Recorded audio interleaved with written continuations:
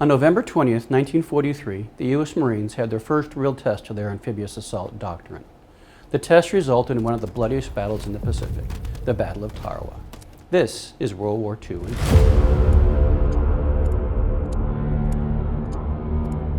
On the small 4-kilometer island of Baitio in the Tarawa Atoll, 4,000 Imperial Japanese Army and Navy forces were building a fortified airfield complex.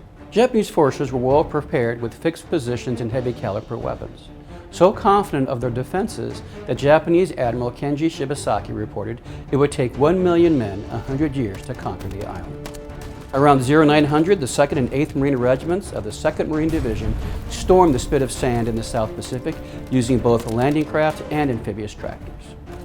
Attacking the north shore of the interior of the atoll, American Amtraks were able to navigate a coral reef standing in the middle of their approaches to the landing beaches. However, Marines and landing craft weren't as fortunate as their Higgin boats hung up on the coral. Vaulting over the sides of the landing craft, Marines waded 500 yards to shore in waist-high water before reaching the seawall, with many becoming casualties. Japanese forces raked the shoreline with machine gun fire as their 37mm cannons targeted incoming Amtraks and landing craft. Those that reached the shore were pinned down until armor and the division reserves were able to make it ashore. Progress inland was slow and difficult, resorting to hand-to-hand combat.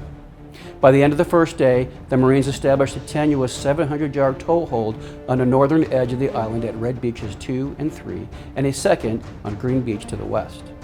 Casualties mounted. Of the 5,000 Marines that landed that day, 1,500 were killed or wounded. The next day, the Marines were able to generate more combat power ashore, and by D+2, the 6th Marine Regiment, held in reserve, landed, helping to secure the island.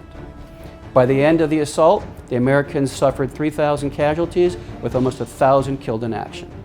However, only 146 men of the Japanese garrison of 4,000 survived, many of whom were Korean slave laborers. More importantly, the American victory provided a glimpse of what was in store for future amphibious assaults in the Pacific.